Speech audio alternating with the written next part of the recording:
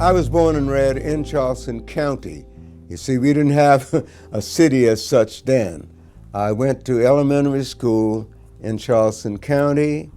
I went to high school at Burke School, which is in the city of Charleston. I want you to understand that during the days that I went to high school, black people who lived in the county of Charleston could not attend an education above the 7th grade. I got involved with the Jenkins Orphanage Band my second year in high school. Jenkins Orphanage Band used to play on King Street every weekend to raise funds for the orphanage. And I'd gotten to know some of the people in the band, and they would allow me to hold the music as they played on the street. And I felt a part of the band.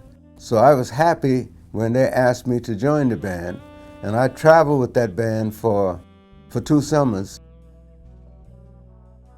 I became a band director in 1954-55 at Barnes Wilson High School in North Charleston, which was a new school that they just created then for black students. Then when I came and started teaching high school, I had good bands.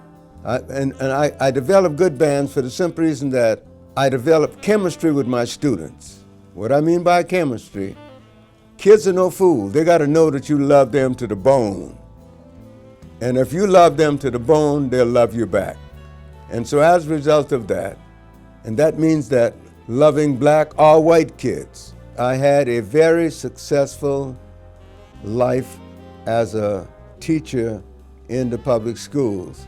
And I remember this, the last day that I spent in the classroom, I cried all day, and my students cried all day. In 1982, a group of people got together, and I was kind of popular then. They wanted to invest in my name, and they got together and said, let's develop a nightclub. So what they would do, they would lease a place on Market Street, and they would name the club Lonnie's. And everything was built around me. And as a result of having everything built around me, the club was a beautiful club. We spent a lot of money in decorating it and everything. And anybody that came to Charleston who was somebody wanted to come to Lonnie's.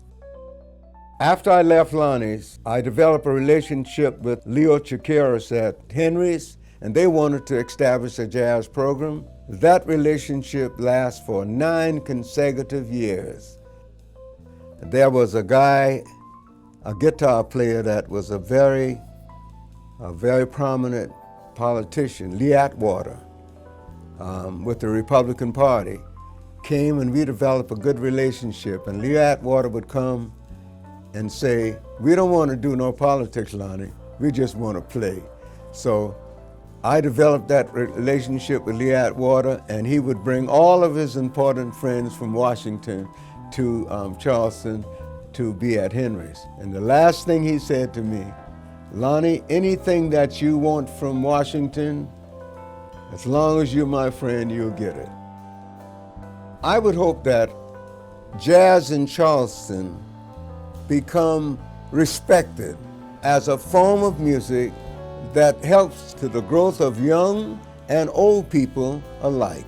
It has to have its respected place in the music area itself. Why I say this is that when I went to school, all the music teachers that I came in contact, even when I got my master's degree, it was about classical music.